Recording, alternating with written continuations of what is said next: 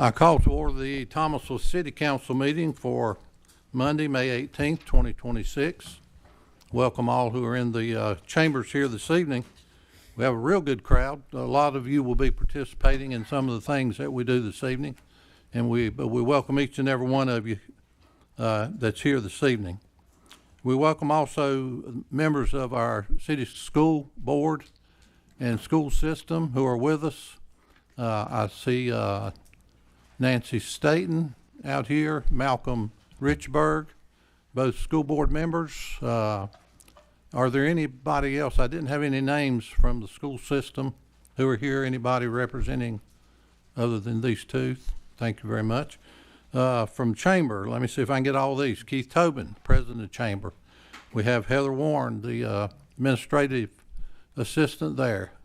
We have Diana Sullivan with the board. We have Amy Hooser with the board as well. Anyone else from the chamber?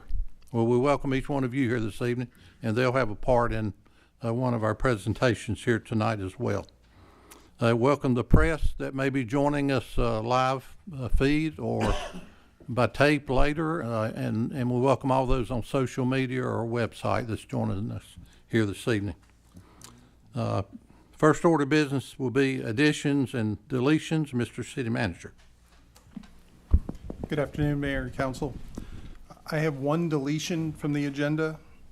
I'd like to request that regular agenda item 7E, consideration of resolution directing city clerk to investigate sufficiency of petition for voluntary annexation of Emma's Place, has been withdrawn by the developer. So request that item to be removed. Okay, thank you for that. And I'm going to make one minor correction to the agenda. In the labeling of item 4, we have 2 C's. So we'll take the second C and make that a D, and the D will be an E. Okay? All right, having heard these changes, what's the pleasure of council? Mr. Mayor, I'll make a motion to approve the agenda as amended by the city manager and the mayor. Second. Okay, we'll have a motion and a second. So you may record your vote.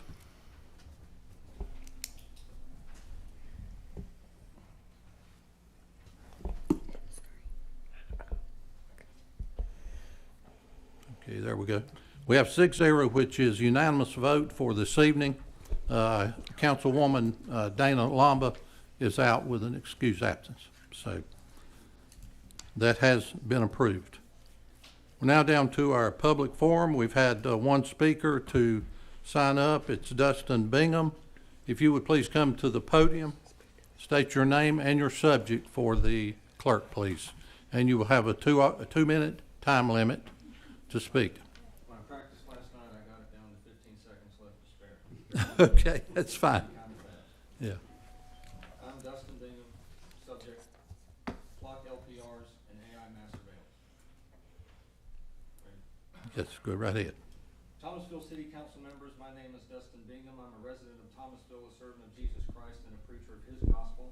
I'm developing a peaceful, faith-based social media project called DFlock Thomasville NC on Facebook and Instagram, aimed at exposing AI surveillance technology deployed in our city without consent of the citizens, namely flock LPRs that are inflicted on citizens nationwide with no way to opt out. Flock LPRs pose severe threats to our Fourth and First Amendment rights as they possess the ability to track, trace, read faces, and record audio, and they store such data on the same data infrastructure platforms as Palantir, the nefarious AI megacorp compiling detailed analytic databases of every U.S. citizen. What's more, in other states, flock LPRs have been used by police officers to stalk ex-girlfriends, their girlfriends' exes, arrest innocent people in cases of mistaken identity, and invade homes without a warrant, all violating the Fourth Amendment. You installed them in our city without the consent of the governed through state and federal grant with no public vote under cover of darkness, as you likely knew that if enough people understood the threat, it would never fly and you'd lose money. These systems, if unchecked and unremoved, will trend toward Chinese-style social credit scoring. Today you tell me LPRs are for our safety in solving crimes. Tomorrow you may use them to fine me for violating travel limits in a social credit score system. They say peace and safety, then sudden destruction. Your deeds were wrought in the dark, and this is the condemnation that light has come into the world, but men love darkness rather than light because their deeds were evil, says Christ our Lord. City council members, repent of your abuses and step into the light of to do God's work for your neighbor to whom you're sworn to public servitude, and protect our Fourth Amendment rights by removing flock LPRs from Thomasville and commit to a stance against all forms of AI mass surveillance May Jesus Christ be exalted above all and in all, and may his Holy Spirit grant you grace to repent. Amen. Thank you.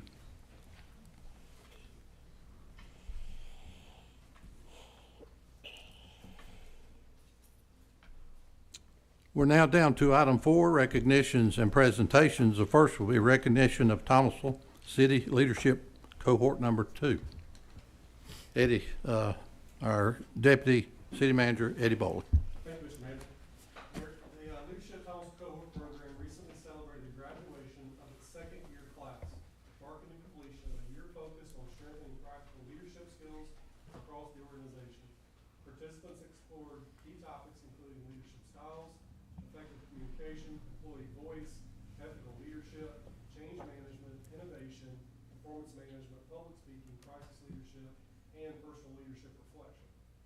Through these sessions, cohort members gain tools to lead with confidence, adapt to challenges, support their teams, and continue growing as leaders within the city of Thomasville.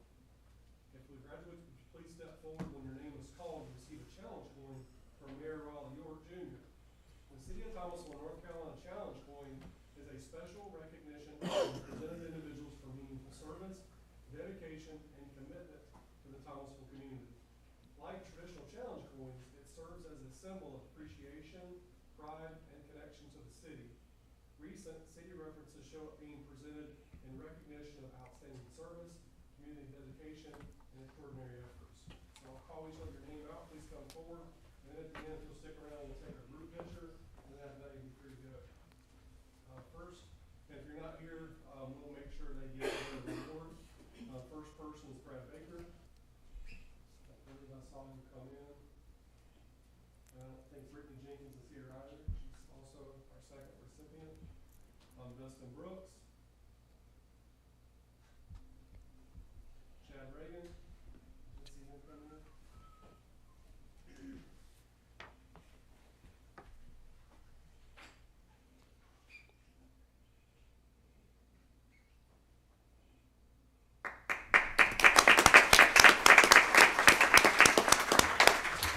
Randy Cranford.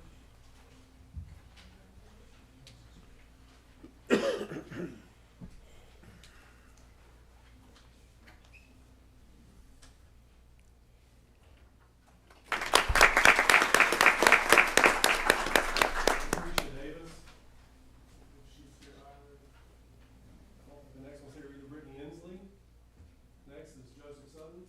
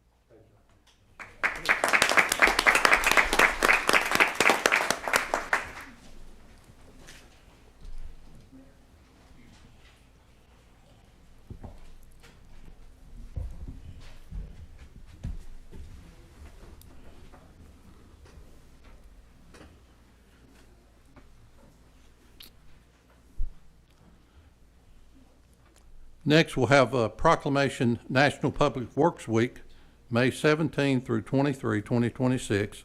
Councilmember Doug Hunt will present this. We have our Public Works Director with us, Darrell Poole, and any workers that you have that are here from your department may come up if they would like.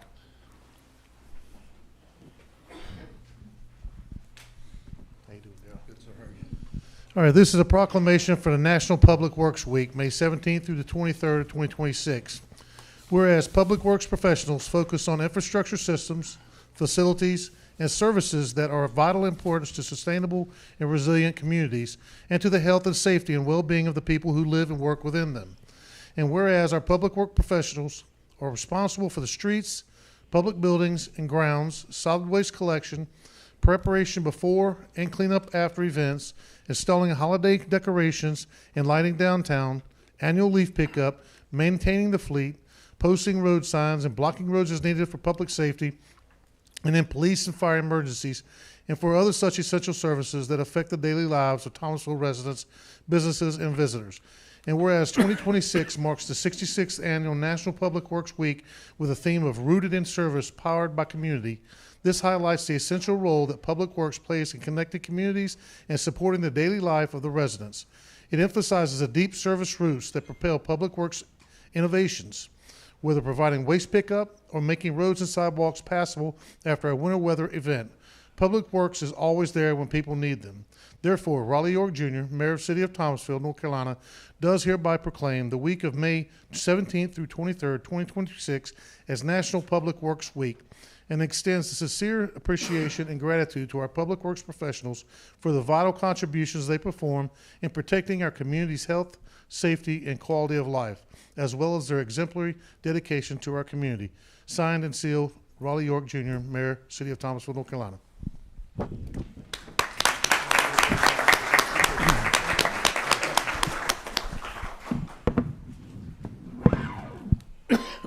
He's a man of little words. Yeah. Our next will be item C, proclamation Memorial Day weekend, May 23 through 26. I'd like for Curtis Connor, if he would, to join me, and also Neil Grimes, a member, Hunter Thrift, I'd like for you to join us. And any committee member that is in attendance, if you would like to come up and join us, it'd be fine.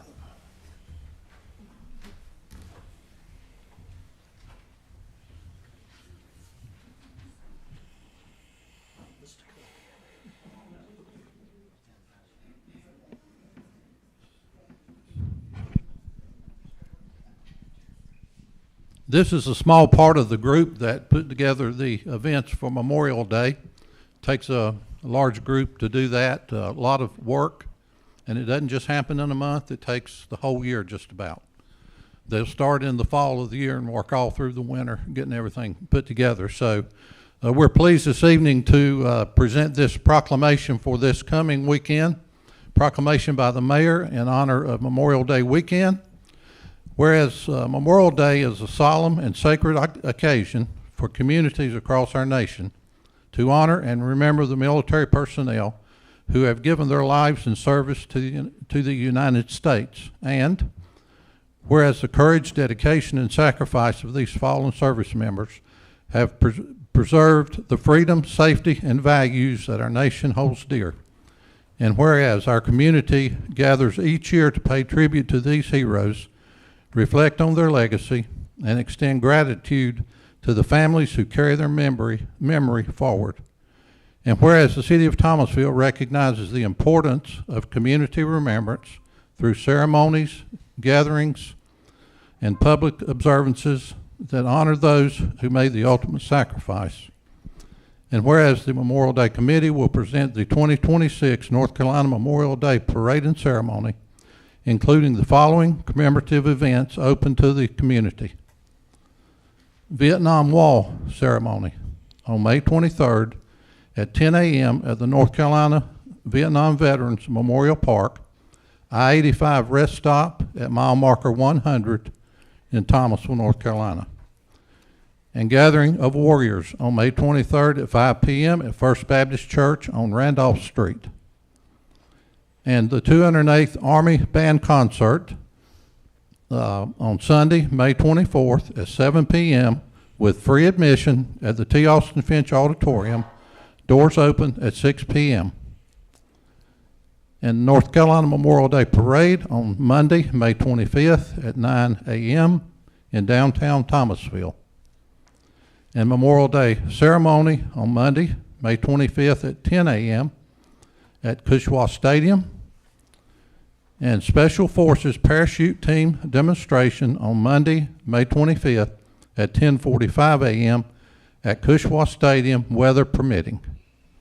Now therefore, I, Raleigh York Jr., Mayor of the City of Thomasville, do hereby proclaim May 23 through 25, 2026 as Memorial Day weekend in the City of Thomasville, and encourage all residents to honor this weekend with reflection, gratitude, and participation in these observances that pay tribute to those who gave their lives in service to our nation.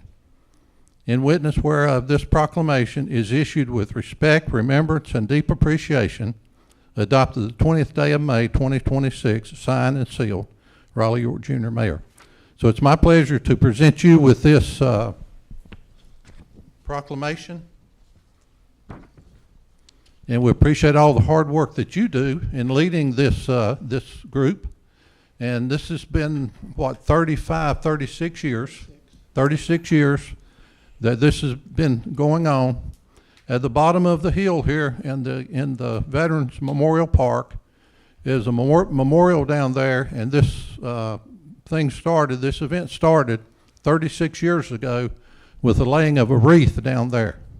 Just a simple ceremony of short time. Now it's evolved into a complete weekend of recognizing those who have died serving our country, and I appreciate all the work that each one of you volunteers have done in helping do that. And I will say many more through the years. Yeah, it's been a real work of love that has brought this every year. So thank you very much.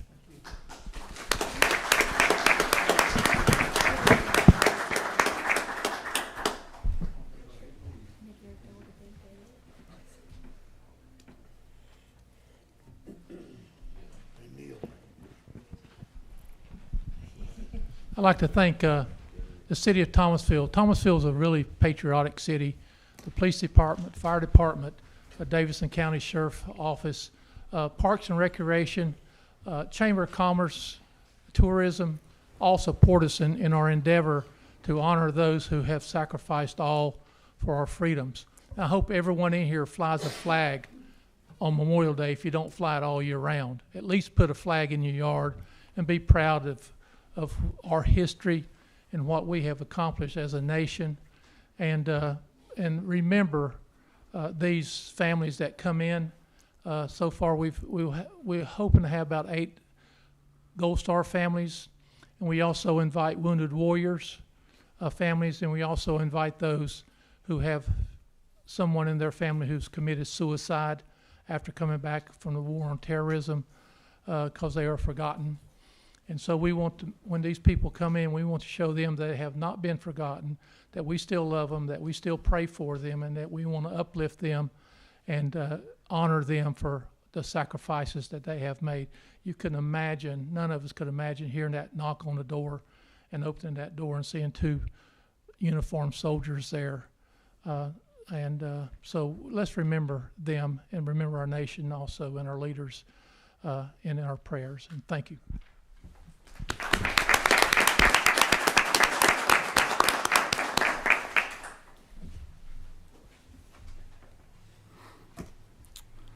Item D, proclamation Small Business Month, May 2026.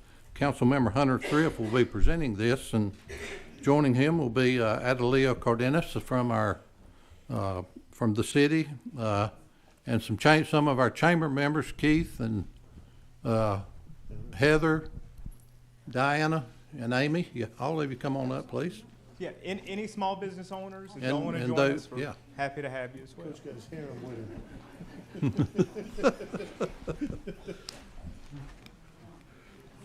Oh, got a crowd.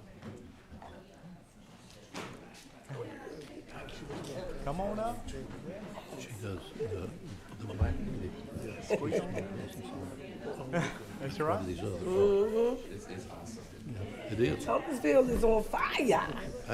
Feel free to step up on the stage there and fill in.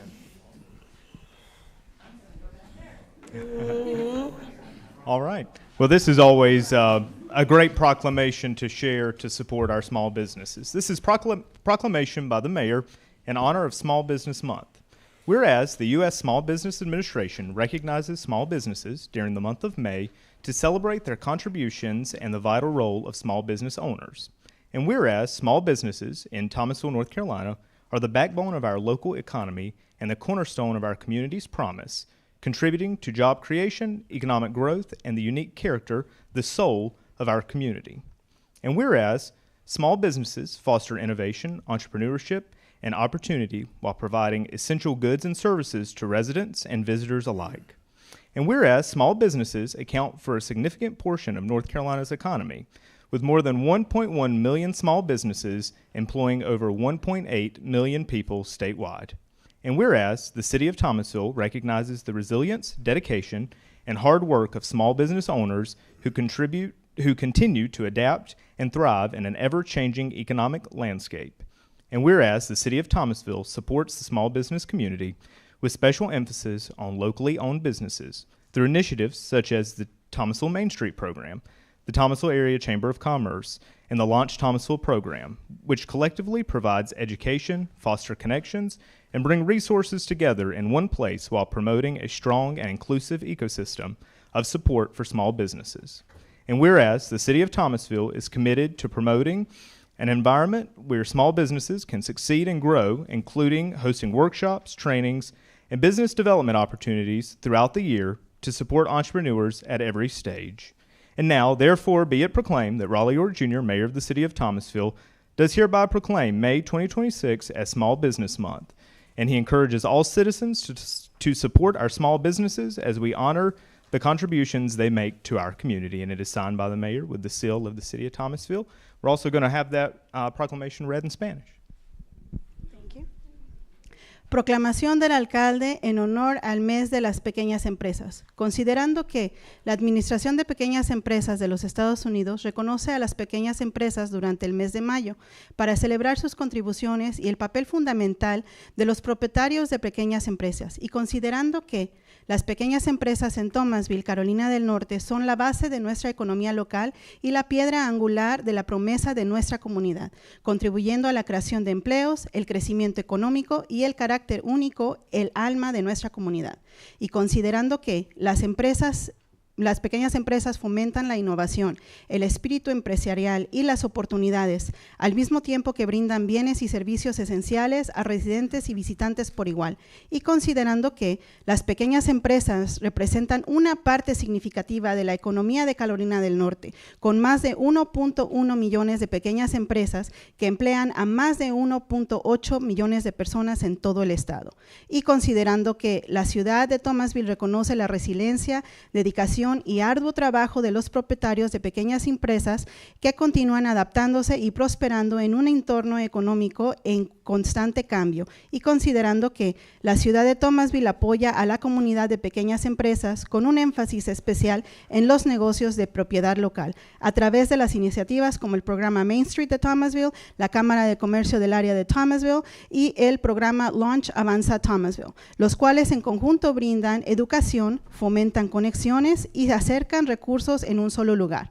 El tiempo que promueven un ecosistema sólido e inclusivo de apoyo para las pequeñas empresas, y considerando que la ciudad de Thomasville está comprometida a promover un entorno donde las pequeñas empresas puedan tener éxito y crecer, incluyendo la realización de talleres, capacitaciones y oportunidades de desarrollo empresarial durante todo el año para apoyar a los emprendedores en cada etapa. Y por lo tanto se proclama que yo, Raleigh York, alcalde de la ciudad de Thomasville, Carolina del Norte, por la presente proclamo mayo de 2026 como mes de las pequeñas empresas, y exhorto a todos los ciudadanos en apoyar a nuestras pequeñas empresas mientras honramos las contribuciones que hacen a nuestra comunidad. Adoptado este día, 18 de mayo de 2026, firmado por el alcalde Raleigh York.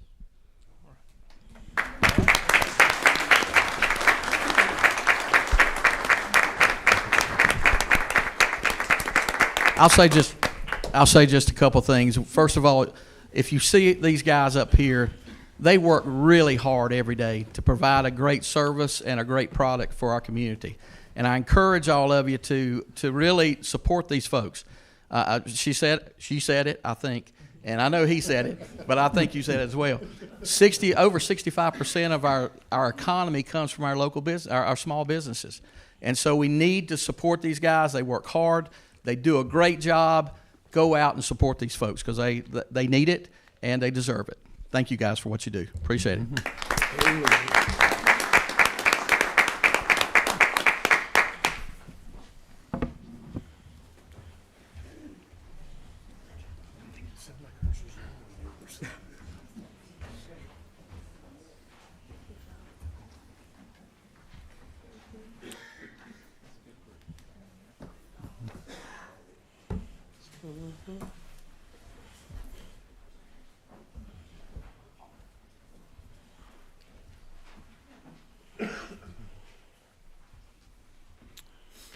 Down to item E, presentation of city manager's budget letter. City manager Michael Brandt.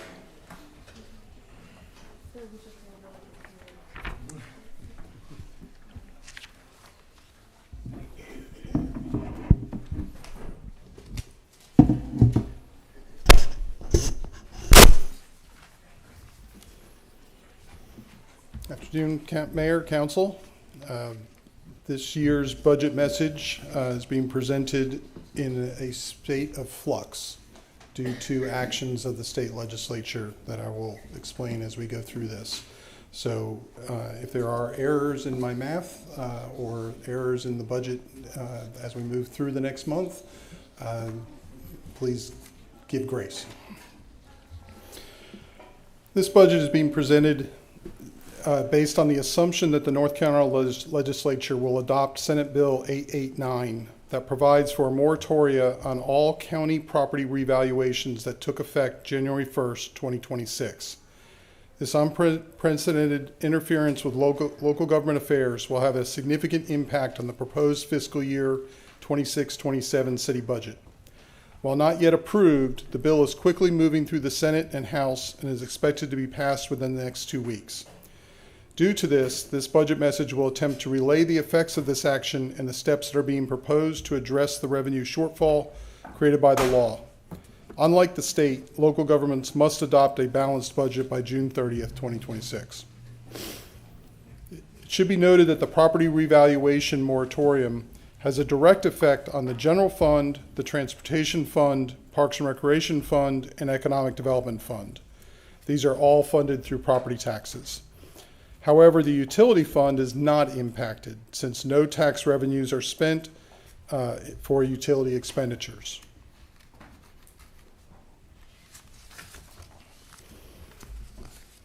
There are 10 total funds that make up the city budget, and I'll read those off. The general fund, which is the one that funds most activities of the city, fire, police, Parks and Recreation, streets, sanitation, things of those nature. The general fund is estimated to be $46,083,614. The Water Sewer Enterprise Fund, which is specifically for the water, sewer plants, and the maintenance and construction and billing, is $19,264,501. The Stormwater Management Fund is $389,380.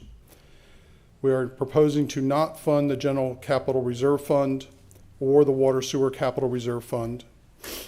The School Fund, which we act as a pass-through, is estimated to be $1,937,326. The Police Restitution and Forfeitures Fund is estimated to be $97,600. The Beautification Fund is at $52,246. The Cemetery Fund is at $15,200, and the Reservoir Fund is not funded this year, for a total of $67,839,867. apologize. Long, big numbers are confusing me tonight. $67,839,867. The proposed tax rate, because of the moratoria, is being set recommended at 62 cents, which is what it has been the last few years. The budget has been filed with the clerk, but I will say that the budget that was filed right now is the budget that is as if the revaluation moratoria has not taken place yet, because we have not updated because the law hasn't actually changed. So it's a struggle for us to do both a presentation of what is probably going to happen, but the last 4 months of time that we developed the budget, and so matching that together is a little confusing.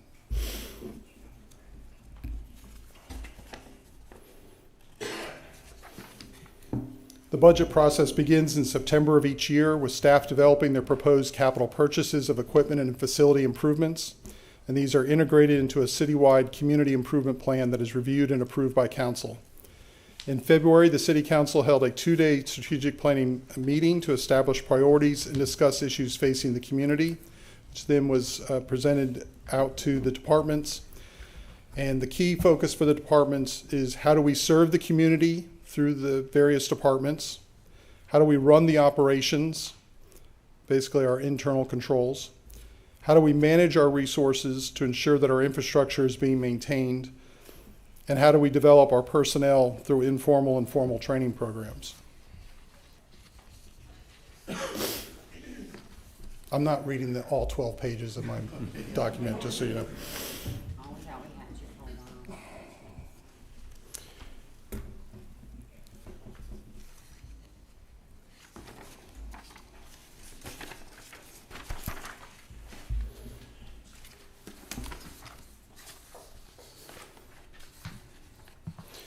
The projects and initiatives of this budget include the continued implementation of the recommendations of the 2022 pavement condition analysis for improving city streets and sidewalks, continue with water and sewer infrastructure projects, continue to make investments in the facilities and equipment utilized to improve the quality of life of citizens, and we are implementing a hiring freeze to help offset revenue shortfalls and instead focus on retention of employees, including the implementation of the 3rd year of the 3-year salary and classification study approved by City Council. We will also continue our efforts to implement a digital transformation through community development, cloud-based server technology, and other IT upgrades across the organization. And we will continue to recover from and protect against future cyber incidents by investing in staff and technology to protect our digital infrastructure. Employees are the lifeblood of the city, providing an essential services necessary to the community. A well-trained and qualified workforce is critical to develop and maintain this quality of life for the citizens. Due to the pending legislation, the city has instituted a hiring freeze of all full-time positions funded by the general fund. This will reduce employee costs by an estimated $500,000 to $600,000 over the next fiscal year. The impact on the employees that remain is of concern. Therefore, I am recommending that the council adopt a 3% cost of living increase for all full-time employees effective July 1st, 2026. And I'm also recommending that the City Council continue funding the 3rd year of the 3-year salary study. At this point, it would be unfair to a large group of employees that have not been gone through that process. The budget it also includes premiums for health insurance that have gone up 10% this past year, and increases to our local government employee retirement system, which has been a continued issue and concern for the last number of years. The budget does propose moving the last employee that's currently being paid from the PAL Bill Transportation Fund to the general fund. This will provide an additional $65,000 for street and sidewalk maintenance. There are 2 new positions being proposed in the utility fund. Again, that fund is not affected by the moratoria, and those have been built into the revenues of the utilities. This year, all of our purchases of capital will be from pay-as-you-go using our fund balance. This includes everything from tools and equipment, new computers, irrigation system improvements at the golf course, and upfits to Doak Park and Central Recreation and other areas. In the utility fund, there are significant upgrades at Border Street pipe, replacement Border Street water tower, raw water pump and motor at the water treatment plant, and projects of that nature. The one bright side is because we won't be doing financing, our finance department will not have to go through the financing process. So they will save a couple of hours of time on their end to dedicate to something else. Yes, very minor silver lining. The general fund I've mentioned earlier includes public safety, police and fire, public works, recreation, planning and inspections, engineering, MIS, finance, human resources, and administration. Where the other fund is the water sewer fund, and that is the water plant, the wastewater plant, the 31 sewer pumping stations, meter services, billing collections, along with our maintenance and construction. So there's two major funds that we have. I won't go into the details of the general fund and what makes up the general fund, except to say that property taxes are the one area that until now was controlled by the local government completely with very limited interference under Constitution and state law. We generate approximately 40% of our general fund budget comes from property taxes. We are basing the valuation from last year's value of city property of $2,502,477,854. That's the total value of the city of Thomasville based on Davidson County tax records.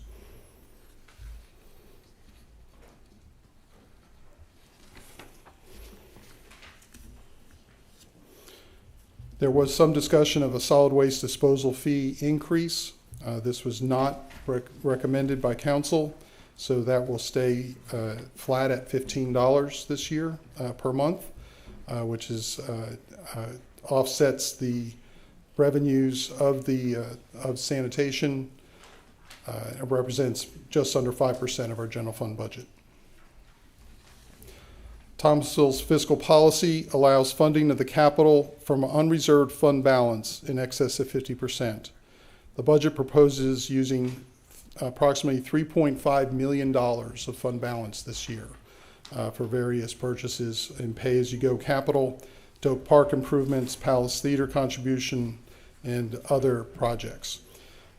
This would potentially reduce our fund balance to $22,649,000, which is still a significant fund, but this is the second year we've had to dip into our fund balance significantly. That is a concern as we move forward.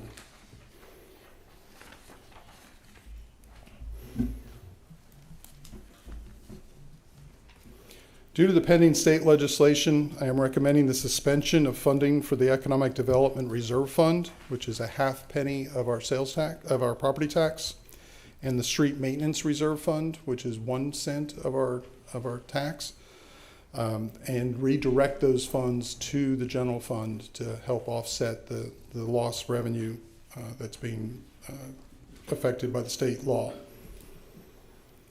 I'm also recommending that the funds that are in the Economic Development Reserve be transferred out of that reserve and into the general fund.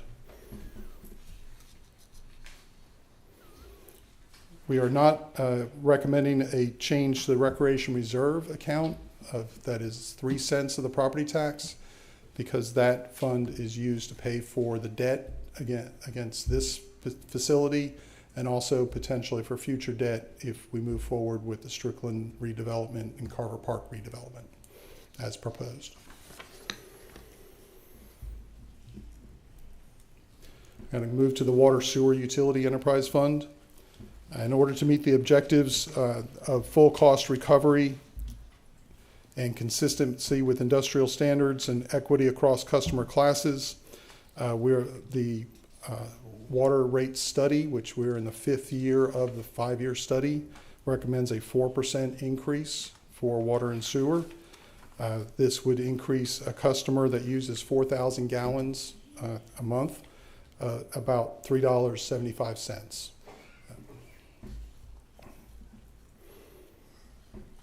Most of our revenues from this account come from the actual sale of water and sewer to our customers.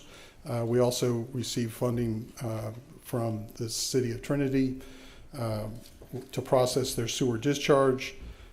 Annually, Trinity pays just under $500,000 for the debt service of our sewer plant upgrades. And this is coming to an end. We're 2 years out from the end of that agreement.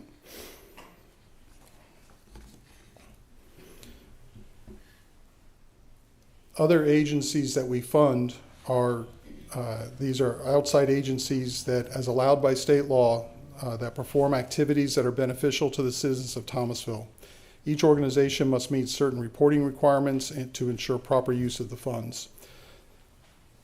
The PACE group, which is our downtown economic development group, a Main Street organization, is projected to be $34,500.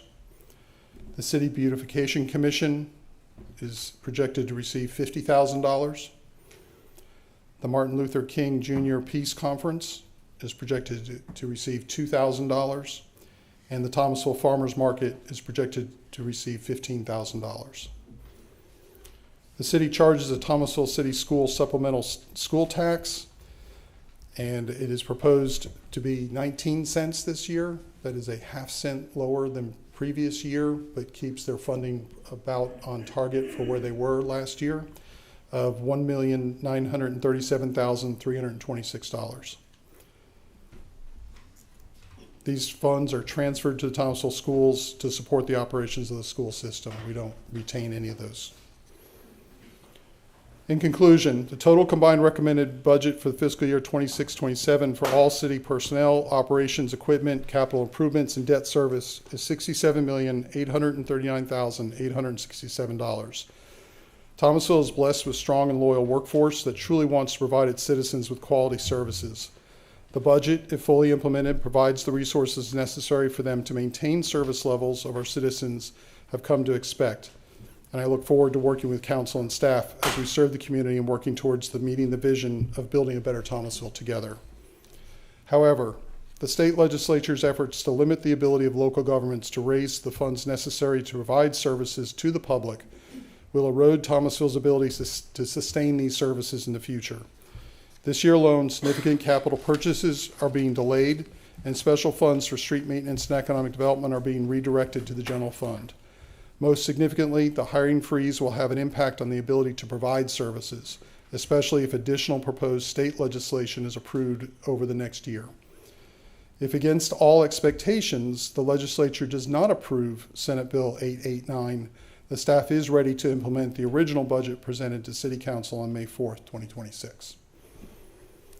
This budget is the proposal of the city manager. It is neither final nor necessarily a reflection of what will be approved by the City Council.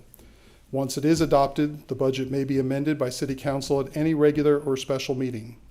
The mayor and council will review the recommended budget and receive comments at a public hearing scheduled for Monday, June 1st, 2026 at 6 p.m., which you'll be taking action on that later this evening. And I'd like to thank the City Council, department managers, and staff for their hard work and support while developing the budget. I especially want to thank Thomas Avant, our finance director, and Eric Caprice, assistant finance director, for the many hours of work that they have undertaken to ensure the accuracy and completeness of this budget. Any errors are mine alone. Thank you. Thank you. Thank you very much.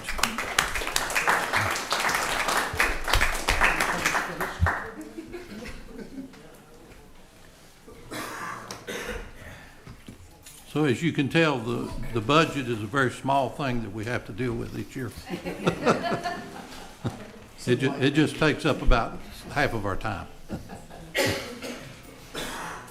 We're now down to item 5, public hearing and consideration of an ordinance amending the zoning map of the city of Thomasville.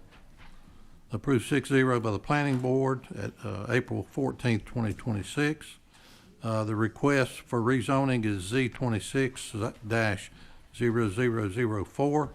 The applicant owner is Randy Hughes, location 1512 Lexington Avenue. Parcel numbers 1632500000107. Existing zoning is M1 and R10. Requested zoning is R6. We'll recognize our planning director, Mr. Chuck George, to brief us on the action of the committee. This here has been before the planning board on April the 14th of last month. And, excuse me, and the board held a hearing and they voted 6-0 in favor of the request. And the reasons were rezoning to R6, an appropriate use for the property. Rezoning R6 does not negatively impact the adjacent properties. Zoning the parcel is in accordance with the comprehensive land use plan. And further, the Board of Planning and Adjustment finds that the rezoning is reasonable and in the public interest due to the consistency with the comprehensive plan, and as a result of furtherance of the goals and objectives of the comprehensive plan. The applicant is requesting to rezone the 1.5 acre parcel to R6 high density residential, and the proposed plan, his proposed plan is to subdivide the parcel or property into 5 building lots, and each frontage on Lexington Avenue. The applicant has been made aware of the pending sanitary sewer moratorium affecting the pilot district.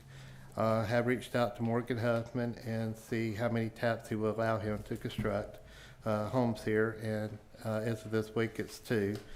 So he's been made aware of that as of today and understands. And so the surrounding property areas consist of mixed residential homes, churches, medical offices, manufacturing, auto repair use. And the adopted land use plan recommends infill development that is compatible with the and consistent with surrounding land uses. That's my report. Thank you. Anyone have any questions? Thank you. If not, I consider the public hearing open and would welcome those who would like to speak for this rezoning to come forward. Okay, seeing no one approach, anyone who would like to speak against this rezoning may come forward. Again, no one approaching the podium, so I declare the public hearing closed and defer to council for action, and the motion to approve or deny is on your agenda, as it would need to be presented to the council.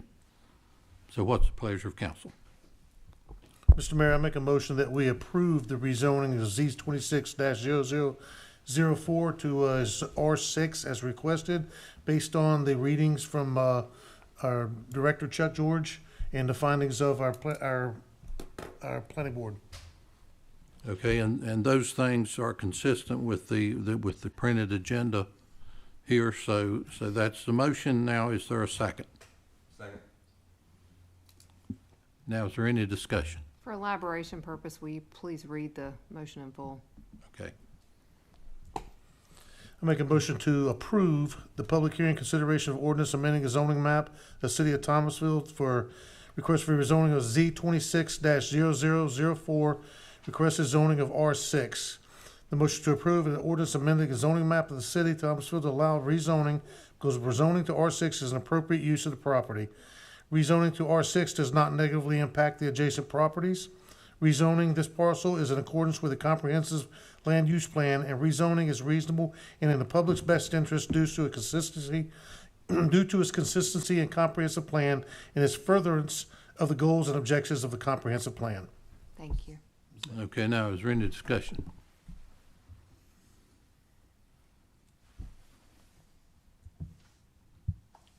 Okay, you may record your vote. And it's 6-0 unanimous, so that has been approved. We're now down to our consent agenda. Tonight, presenting this will be our Deputy City Manager, Mr. Eddie Bowling. Thank you, Mr. Mayor. Item 6A is consideration of minutes of the briefing meeting on April 13th, 2026. Item B is consideration of minutes of the city council meeting April 20th, 2026. Item C is consideration of budget amendment 2026-P11-01. This amendment recognizes reimbursement from National League of Cities totaling $4,123 for conference participation, travel, and training costs of the Small Business Incubator Initiative Grant Program. $200,000 is appropriated from the general fund contingency for pilot projects determined by the city's Technology and Innovation Committee, and the general fund contingency balance is now at $82,915. Item D for consideration is the athletic field lease agreement with the Thomasville City School Board. This lease agreement is between the City of Thomasville and the Thomasville Board of Education and Thomasville City Schools for the use of Cushwa Stadium, Fitch Field, Oak Park, and the adjacent parking areas from July 1st, 2026 to June 30th, 2029. The school system will pay an annual lease in the amount of $22,000, $24,000, and $26,000 over a 3-year period and 10 monthly installments each year for school-sponsored football, baseball, softball, graduation, and events. The city is responsible for maintaining all facilities, utilities, repairs, restrooms, pest control concessions, and certain equipment from such as scoreboard and public address systems, while the school system is responsible for its staffing, schedules, insurance, tickets, and compliance with the rules on weapons, tobacco, parking lot activities, and facility use. This agreement also addresses advertising, broadcasting rights, and identification, insurance, property, default remedies, attorney fees, amendments, and binding effects on successors and assignees. Item E is consideration of National Night Out temporary road closure ordinance. This road closure ordinance will be adopted for August 4th, 2026, the first Tuesday in August, from 4 p.m. to 9 p.m. The streets that will be affected will be West Main Street from Church Street to Kenny Avenue, and that's for the National Night Out road closure. That's your consent agenda for this evening for consideration. Thank you very much. What's the pleasure of council with regard to the consent agenda? Mr. Mayor, I make a motion that we approve the consent agenda as presented by our Deputy City Manager. Is there a second? Second. Is there any discussion? Okay, you may record your vote.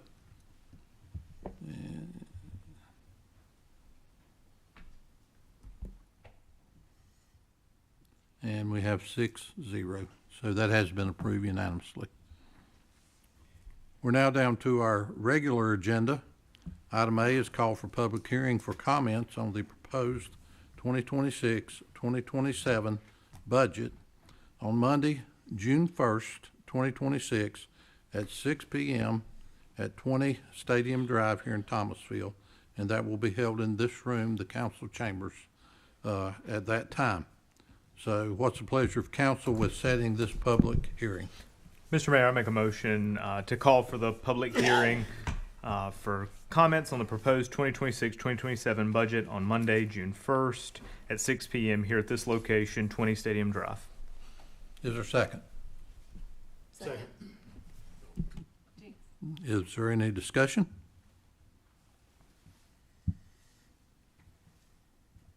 You may record your vote. We have 6-0, so that has been unanimously approved. Item B is consideration of proposed pay and classification study. Mr. City Manager. Thank you, Mayor. Staff is requesting that council approve year 2 of our pay and classification study. This includes employees that are serving in utility departments, public works employees, and departmental managers across the organization. As with last year's study, it recommends a 2.5% salary increase per grade increase in our Appendix A. If an incumbent employee is below the new minimum, then an adjustment to salary to move to the minimum of the grade. And in addition, to address compression within the grade, employees will receive an increase of $10 per month of service in that grade. This is explained in a memo and also presented at the Personnel Finance Committee this month. Also attached is a new Appendix A, which we're requesting approval of This implementation would be recommended to begin May 24th, 2026, which is a start of a pay period. Okay, what's the pleasure of council? Mr. Mayor, I'll make a motion that we approve year 2 of the pay and classification study. Is there a second? Can I ask for a friendly amendment to include the Appendix A? To include the Appendix A. Okay, and second, okay. Any discussion?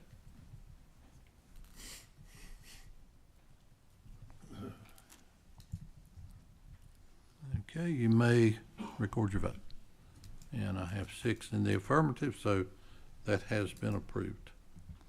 Item C is consideration of Thomasville sewer allocation guidance, limited development, East Davidson Pump Station. Mr. City Manager, Michael Brandt. Give me one moment. Okay.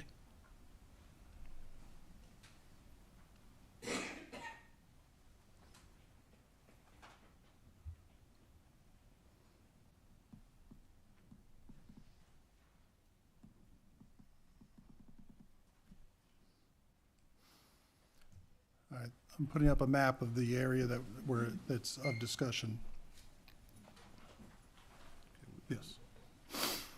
Sorry, it's sideways, I just realized. Let's see if I can turn that.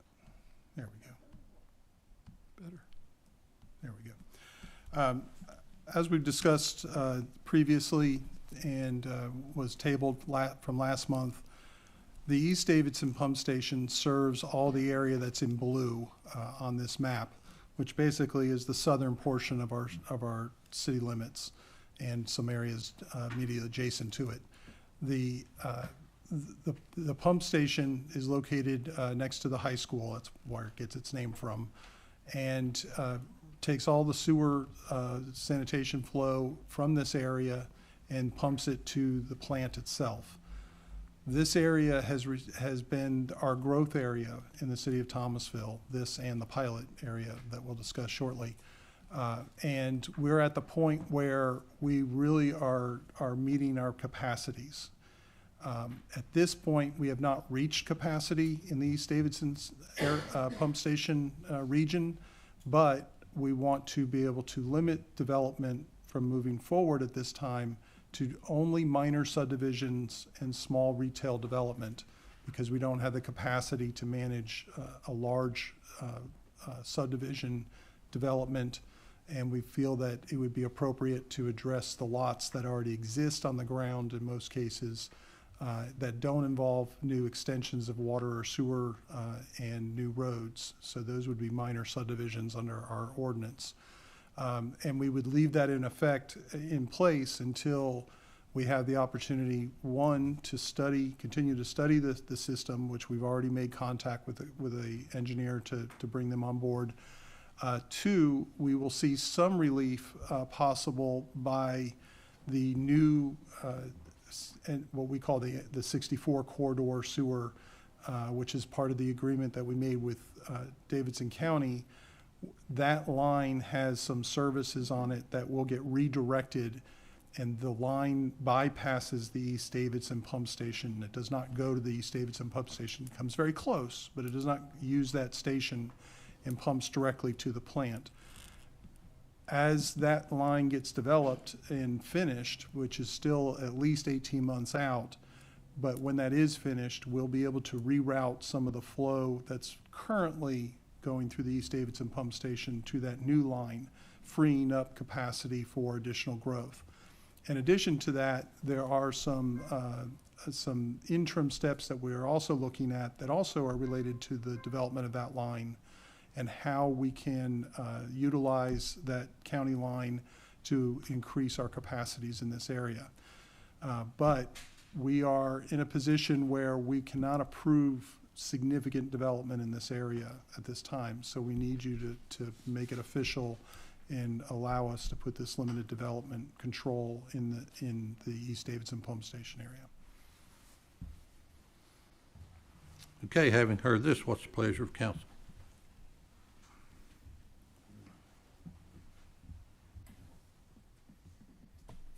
I'll do it, guys. I move that we enact a moratoria on limited development for the East Davidson pump station. Is there a second? A second.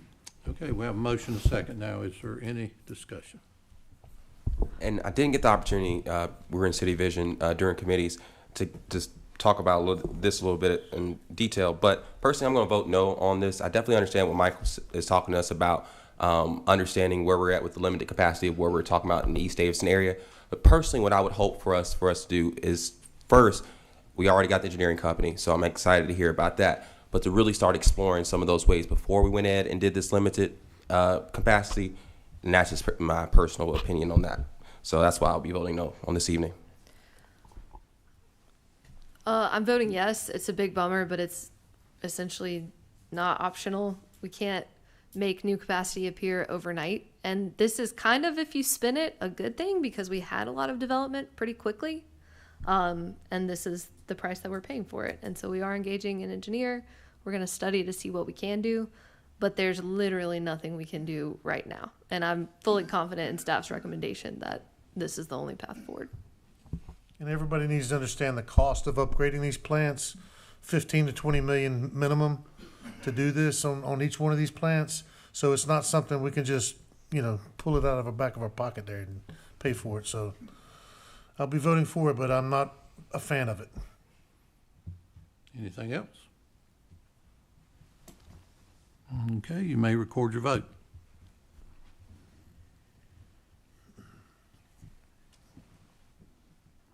Okay, we have a vote of 5-1 with Councilmember Johnson voting no. Item D, consideration of Thomasville sewer allocation guidance, moratoria on new development in the pilot pump station area. Mr. City Manager. Okay. So if you didn't like the first one, you're going to love this one. We have an additional area of concern in our sewer area, which is what we call the pilot pump station, which is serves basically the pilot community on and down Lexington Avenue to the west. This area has also seen some significant development that came online very quickly. And in this particular case, the sewer pump station is at capacity. We are not able to add any additional sewer capacity unless, as discussed earlier this evening during a rezoning, there's a switch out that takes place where something is closed and removed completely from a property, not just closed business, but an actual removal that then frees up potential sewer allocation otherwise. So this, again, is also being studied by our engineering firm. This is a longer term issue because it's going to require the pump station upgrades and sewer line itself most likely to be replaced. As mentioned, a pump station upgrade could cost $15 to $20 million. When you add sewer line expansion, then you're adding you're doubling the cost most likely. And one thing we have seen, unfortunately, due to many, many reasons, the cost of pipe, the cost of these of the equipment has skyrocketed lately. So we're faced with that too. Now, in this case, there may be opportunities in both of the cases that we have tonight. There's a question about, well, how do we pay for this all? We do have funds available in our sewer and water utility fund. That's the reason why we charge the rates that we do, to be able to replace and upgrade lines. But generally speaking, grants are not provided by the state to increase your flow. That's supposed to be covered by the development that is coming online. And that's something that we're going to have to look at as we go through the process of creating developer agreements and start having agreements with developers that we've never really had to do before, where they're investing in our sewer capacity, investing in plants and pump stations to enable them to develop further. So that's an area that we have not been in. In both these cases, we had not seen development over the last 4 years, in the last 20 or 25 years in Thomasville. and it caught up to us very quickly. Our focus has been maintaining lines that are critical everywhere, but specifically in the North Hamby Creek area, which is essentially the central part of our city. So Can you explain about this being more of a residential issue because we don't have commercial coming in? yes, I mean, this is mostly residential growth that we're talking about. I mean, we've seen about 1,000 new lots in the last 4 years, which is more than we haven't seen that type of growth since the 1990s. About the cost. Oh, the cost. Associated with it. I'm not sure if I understand what you're. We don't make the money back on Oh, right. So, generally speaking, residential growth does not make significant revenue growth for the city because the taxes just aren't that high and the utilities that they pay are not that high overall. It's a balance between all of our various properties for tax purposes or customers for utilities. That's why the importance of the 64 corridor line, because that's supposed to be an industrial line with significant usage that would generate revenues that can be put back into the whole system. But individually, what an individual pays, while we try to get it close to cost recovery, it doesn't always work that way. And of course, everyone has different numbers of households, how large their household is, how they use water and sewer.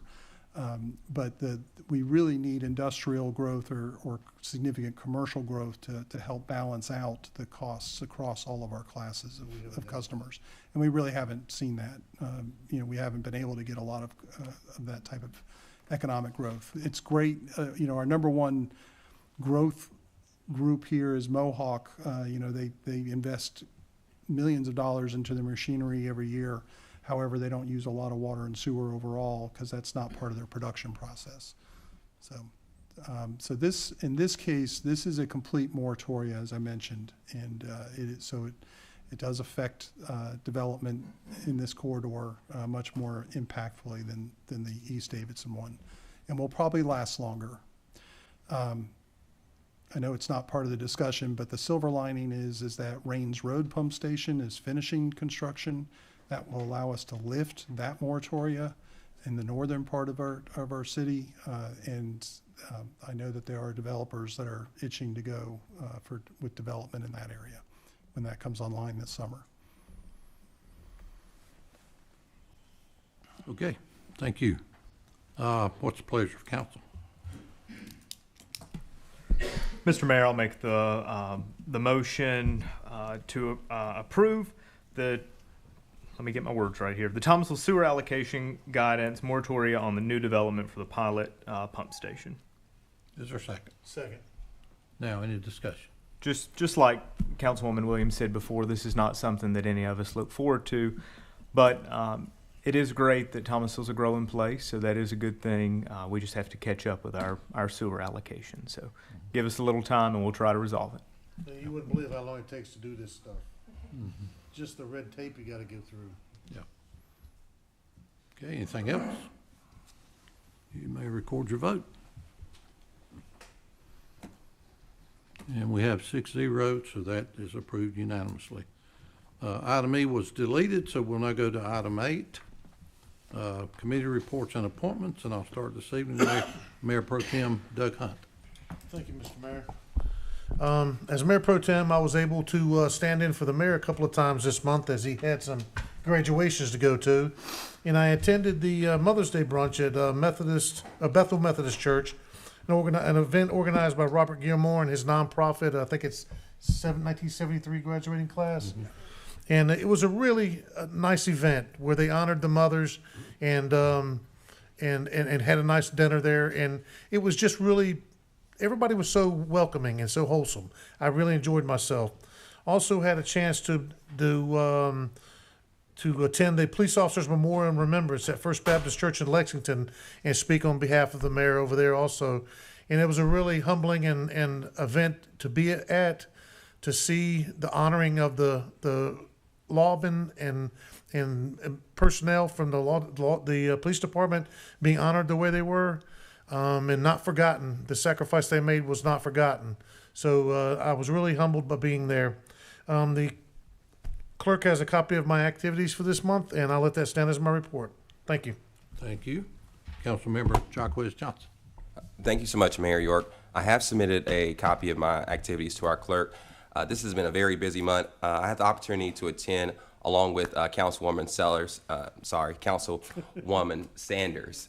I had the opportunity to attend the North Carolina League of Municipalities City Vision Conference in Raleigh, alongside leaders from across our state. Conferences like this are important because they allow us to bring back new ideas, strong partnerships, and a bigger vision for what communities like Thomasville can become. We discuss things from economic development to public safety, housing, and even infrastructure, a whole lot of infrastructure, and ways to continue to keep building cities that people are proud of. Also, last week I had the privilege to run alongside some of our officers during the Torch for Run, and this was powerful.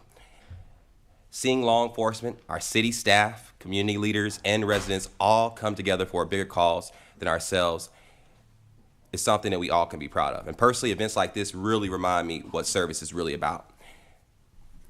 I also want to thank our Thomasville Police Department for the work not only they do to keep our community safe, but also for the relationships they continue building throughout our city.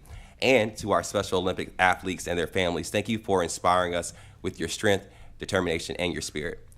Lastly, I want to encourage members of our community to take part in our online survey that was recently released by our Thomasville Parks and Recreation Committee about the future of our historic park, Carver, and Regional Strickland Center. Community input on this is extremely important as we continue discussing ways to not only preserve, but improve and invest in spaces that mean so much to generations of Thomasville residents. So I really encourage everyone to take a moment to share your thoughts and help shape what this vision will come forward. So I will let that stand as my report, and thank you. Thank you. Councilmember Hunter Thrift. Thank you, Mayor. I should have set this up when we were talking about the public hearing for our proposed budget, but I would encourage you to, if you have any comments to share, please come to the public hearing and share those. So often we have this hearing and no one shows up, and yet it is the one thing that people like to talk to council members the most about. So please, if you're available, come and let us know what you're thinking about our proposed budget. The next thing is, like we shared earlier, the Memorial Day events that are going on this weekend. I'd encourage you all to attend. As Mayor York said, it takes a year for us to plan those. And please, if you come to the parade, stay and go down to Cushwa Stadium for the ceremonies after, where former Councilman Grimes puts the show together down there. So I know he would appreciate that. I have submitted a copy of my activities to the clerk, and I'll let that stand as my report. All right, thank you. Councilmember Peyton Williams. I have not submitted a copy of my activities to Wendy, but I will, I promise.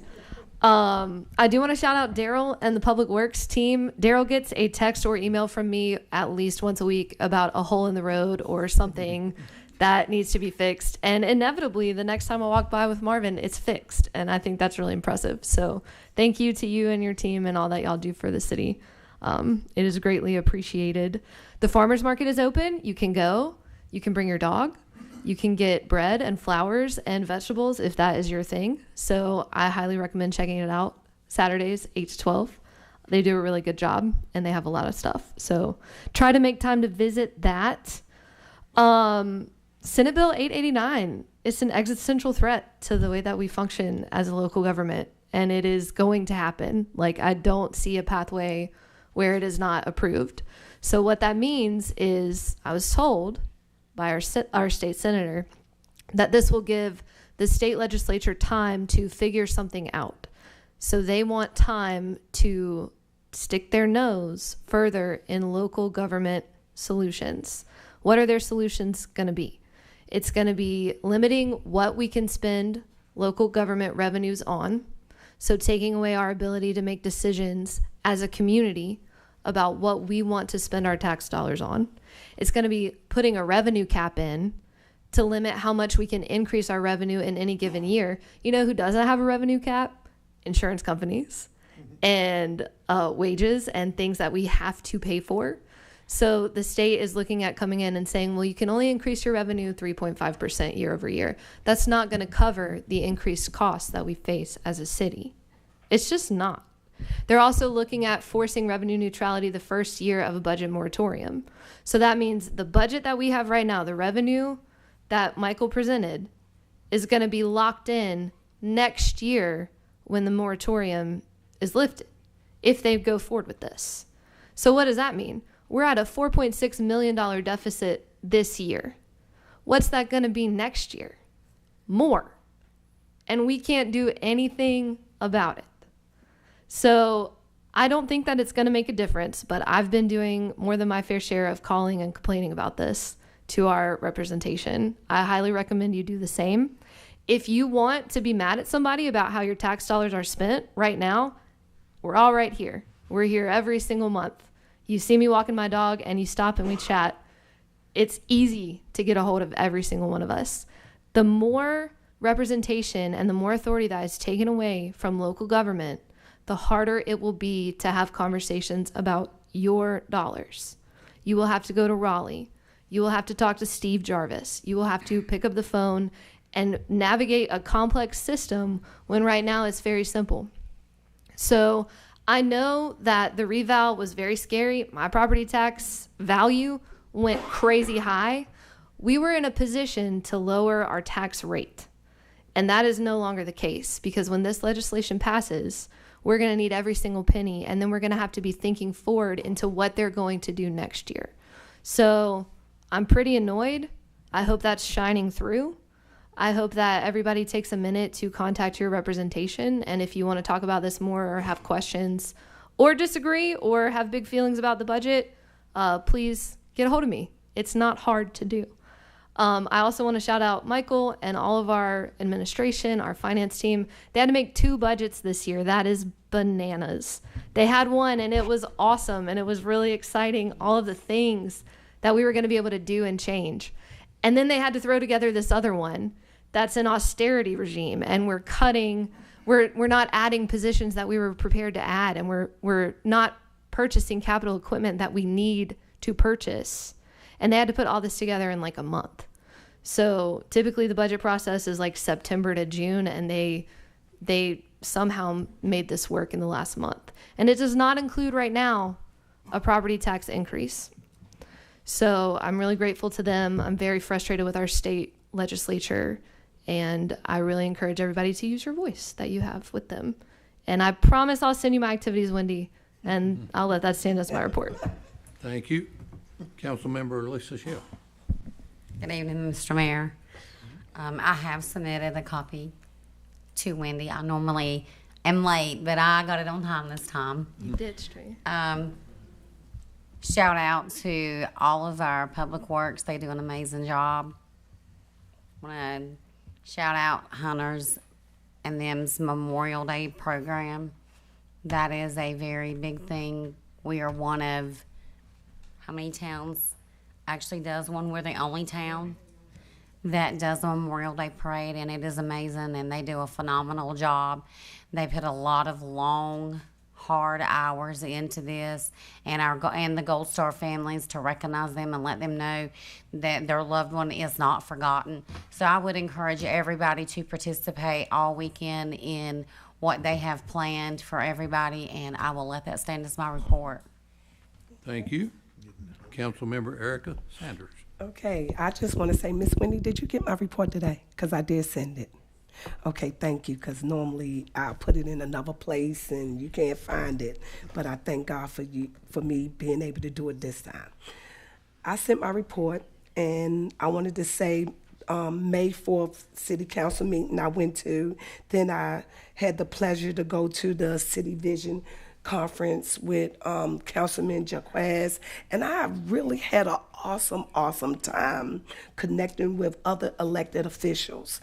So I want to thank the city of Thomasville for truly investing into your newly elected officials.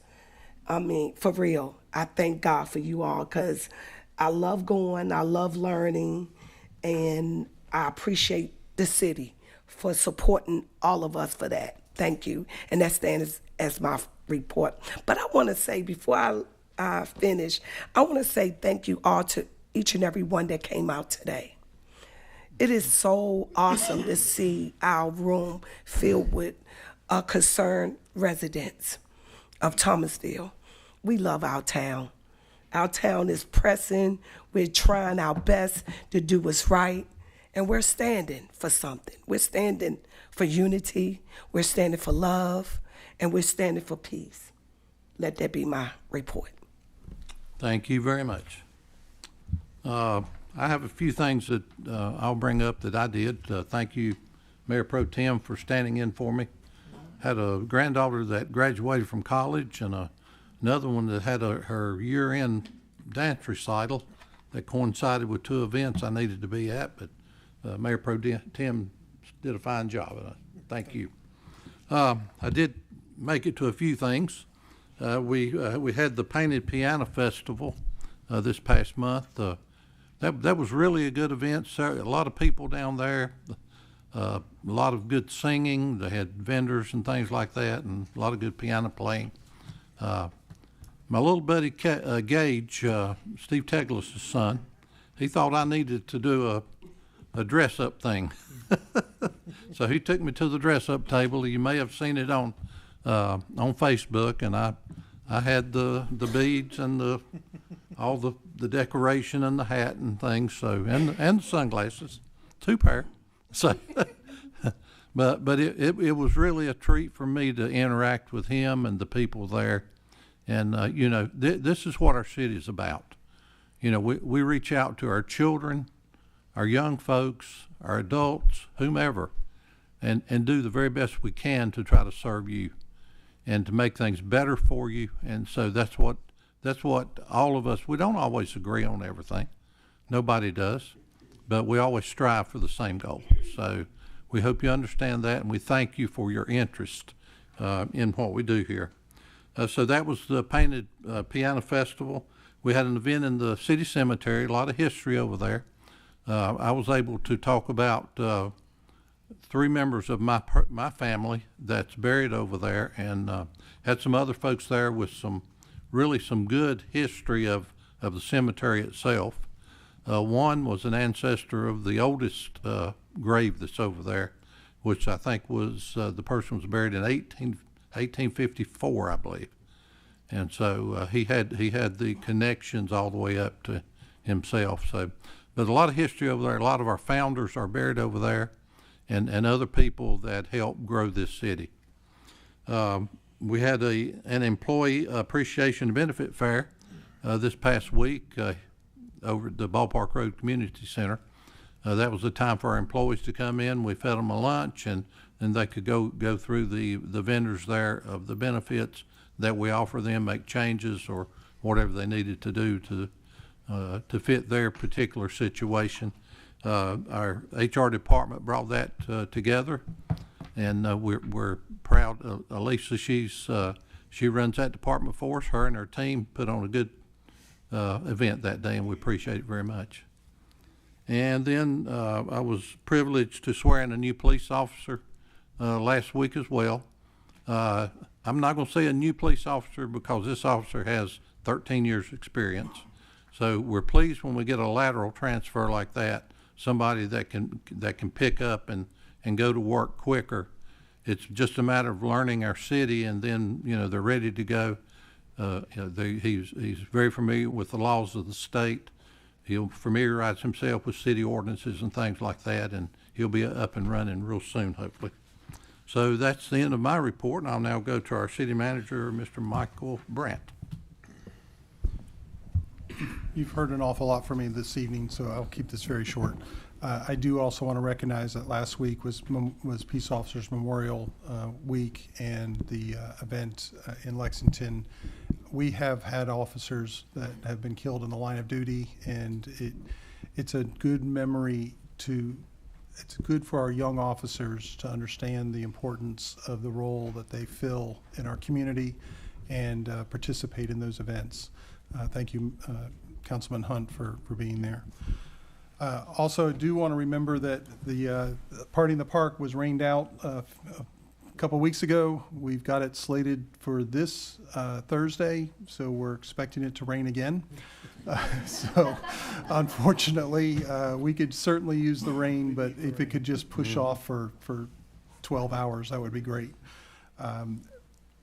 I also want to extend my thanks to the Public Works Department and the work that they do, from the leadership all the way down to the laborers that do the grunt work.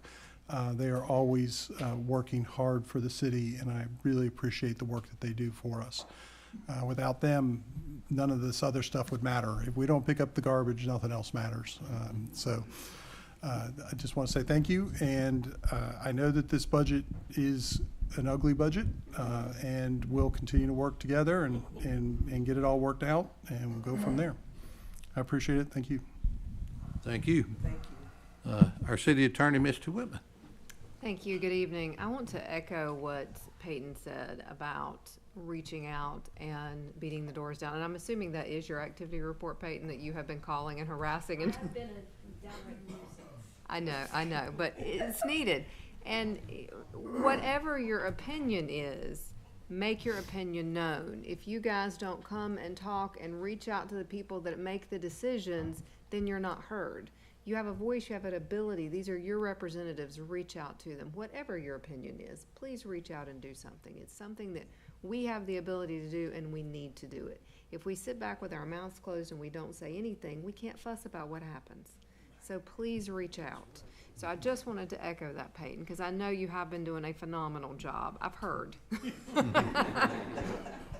Also, I want to encourage everybody to attend the Memorial Day festivities. They are quite amazing, and it's just something to behold. So if you are going to be in town, please do attend those. And everything else I've done has just been so much fun this month that I'm just going to keep it out of that. That's right. Thank you. Deputy City Manager Eddie Bowling. Thank you, Mr. Mayor. I'd like to first thank the National League of Cities for funding what you saw tonight with some of the entrepreneurs from our small business initiative. 2 weeks ago, Heather Warnock from the Chamber had the opportunity to represent the city of Thomasville at the National League of Cities, Southern Cities Economic Initiative, where we focused on economic mobility at the Atlanta Federal Reserve. It was a very educational experience for us, and what it did is it sparked some thought for us for the future. We're coming up on a real quick milestone. Natalie has been serving with us for almost 6 months. That's very exciting for us. We have her for 30 months, and what you've seen in the last 6 months is she has taken this small business incubator program and taken it way beyond what we could have ever expected. So we're thankful for her and the work on that. And excited to see what the next 6 months, because we're going to be working in housing and workforce development and developing a co-design team to help move economic mobility forward in Thomasville. So we'll thank her for her work. Thank the whole small business incubator program for pulling together the Chamber of Commerce, Small Business Center, Latino Association of Davidson County, you name it. There's been a bunch of folks that have pulled together, and we're thankful for their participation to bring this to fruition. That's my report. Thank you.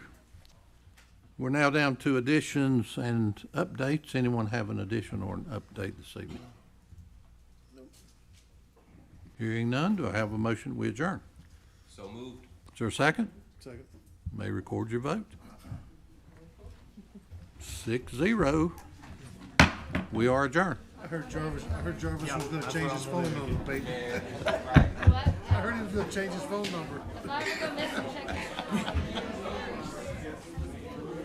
I heard you been hollering at him. Like she said, you are really doing a good job. You get them upset like that. They talk about you just like, you know. Yep.